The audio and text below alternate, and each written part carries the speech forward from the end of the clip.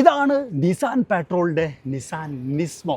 എന്തൊക്കെ മാറ്റങ്ങളാണ് സാധാരണ പെട്രോളിൽ നിന്നുള്ളതെന്ന് ഞാൻ പറഞ്ഞുതരാം. ഗ്രില്ലിലേക്ക് വരുന്ന സമയത്ത് വലിയ വി മോഷൻ ഗ്രില്ലാണ് കൊടുത്തേക്കുന്നത്. ഓപ്പണിംഗ് ഒക്കെ ഭയങ്കരമാണ്. അതുകൊണ്ട് തന്നെ ഇതിനകത്തുള്ള വലിയ എഞ്ചിന് ആവശ്യമായിട്ടുള്ള എയർ പ്രോപ്പറായിട്ട് കിട്ടുമെന്നുള്ളതാണ്. പിന്നെ ഈ റെഡ് എലമെന്റ് ഒക്കെ കണ്ടോ, ഇതൊക്കെ ആക്ച്വലി വർക്കിംഗ് റെഡ് എലമെന്റുകളാണ്. ഡൗൺ ഫോഴ്സ് ഉണ്ടാക്കാൻ അത് സഹായിക്കും. സാധാരണ നിസാൻ പെട്രോളിനേക്കാളും 90 mm നീളം കൂടുതലാണ്, 40 mm വീതി കൂടുതലാണ്, 49 mm ഗ്രൗണ്ട് ക്ലിയറൻസ് കുറവാണ്. 22 ഇഞ്ച് വീലുകൾ കൊടുത്തിട്ടുണ്ട്. സാധാരണ പെട്രോളിനേക്കാളും 23% വെയിറ്റ് കുറവാണ്.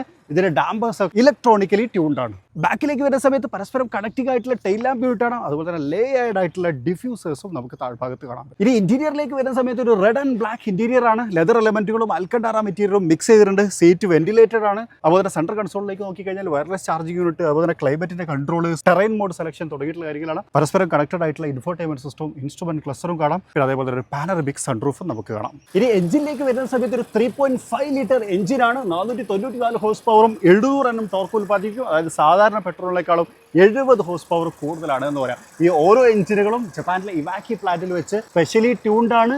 അതുപോലെ തന്നെ സ്പെഷ്യലി ടെസ്റ്റഡ് ആണ് എന്നും പറയേണ്ടി വരും. ഒരു 9 സ്പീഡ് ഓട്ടോമാറ്റിക് ട്രാൻസ്മിഷനാണ് ഈ ഒരു എഞ്ചിൻ കോമ്പോനെ നിലനിർത്തുന്നത്. അപ്പോൾ ചുരുക്കി പറഞ്ഞാൽ സാധാരണ നിസാൻ പെട്രോളിനേക്കാളും മോർ പവർഫുൾ ആണ്, മോർ ബിഗർ ആണ് നിസാൻ പെട്രോൾ നിസ്മോ. എങ്ങനെയുണ്ടെന്നുള്ളത് നിങ്ങളൊന്ന് കമൻറ്റ് ചെയ്യും.